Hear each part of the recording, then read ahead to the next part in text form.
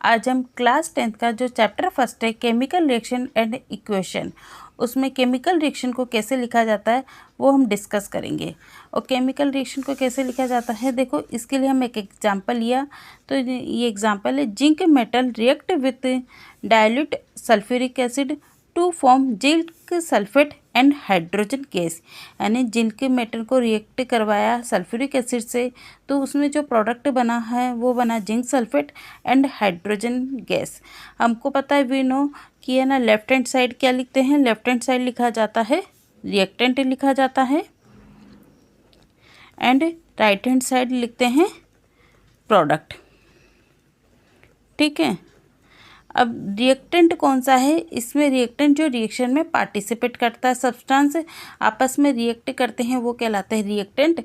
और जो सब्सटेंस आपस में रिएक्ट करके जो आफ्टर केमिकल रिएक्शन के बाद जो प्रोडक्ट बनता है उसको बोलते हैं प्रोडक्ट। तो यहाँ पर रिएक्टेंट कौन सा है, देखो किस किस के बीच में रिएक्शन हो रही है, जिंक के बीच में रिएक्शन हो रही है और सल्फ्यूरिक एसिड के बीच में रिएक्शन हो रही है। एक तो जिंक के मेटल के बीच में रिएक्शन हो रही है, एक डाइल्यूट सल्फ्यूरिक एसिड के बीच में रिएक्शन हो रही है।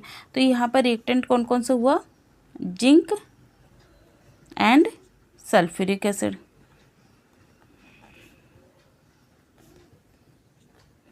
ठीक है।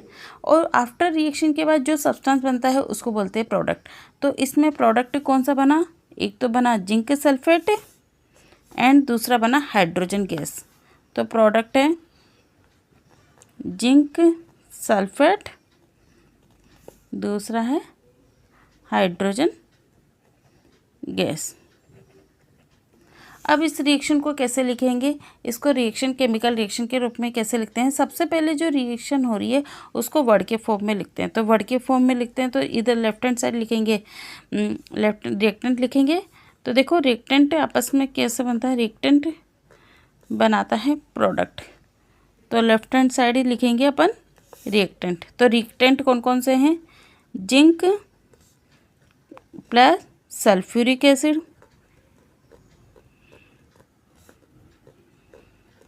और प्रोडक्ट है अपना जिंक सल्फेट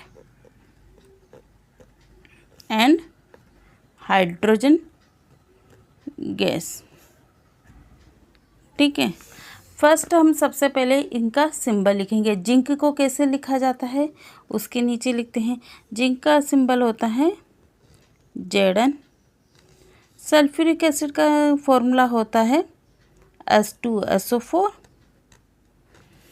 और जिंक सल्फेट का फॉर्मूला होता है ZnSO4। ये हम क्लास 9th में स्टडी कर चुके हैं कैसे फॉर्मूला लिखा जाता है। एंड हाइड्रोजन का सिंबल होता है H2। अब ये आपस में रिएक्ट करते हैं, जब दो कंपाउंड दो सब्सटेंस आपस में रिएक्ट करते हैं तो प्लस के साइन से शो करते हैं। तो Zn प्लस H2SO4। और प्रोडक्ट जो बनता है वो आपस में जो प्रोडक्ट बनता है उसको भी प्लस साइन से शो करते हैं। और रिएक्टेंट और प्रोडक्ट जब बनता है तो रिएक्टेंट मिलके जब प्रोडक्ट बनाता है तो उसके बीच में हम लगाते हैं एरो का निशान। एरो का निशान ये शो करता है रिएक्टेंट से बना प्रोडक्ट। अब ये पूरी केमिकल रिएक्शन नहीं हुई, अब इसमें इनका स्टेट लिखते हैं। यहाँ पर क्या है, जिंक है, मेटल है। तो मेटल कौन से स्टेट में रहता है, सॉलिड स्टेट। तो सॉलिड के लिए हम लिखते हैं एस, लिक्विड के लिए हम लिखते हैं एल, और गैसेस के लिए हम लिखते हैं, गैसेस स्टेट में होगा उसके लिए लिखते हैं ब्रैकेट में जी।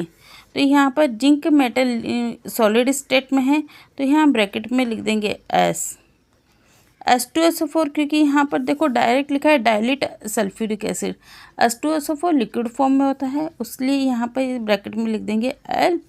और इससे बनता है zinc sulphate, zinc sulphate solid state में होता है तो इससे एस, और हाइड्रोजन गैस से फॉर्म में निकलती है तो ये बन गया जी। तो पूरी ये केमिकल रिएक्शन हो गई। इससे हम समझ चुके हैं कि है ना, जब केमिकल रिएक्शन को वर्ड से हम है ना फॉर्मूले में कैसे लिखते हैं। अगर आपको मेरा ये वीडियो पसंद आया तो आप मुझे लाइक एंड सब्सक्राइब कीजिए, और ऐसे ही मैं और भी वीडियो बनाती रहूँगी आपके लिए। Thank you.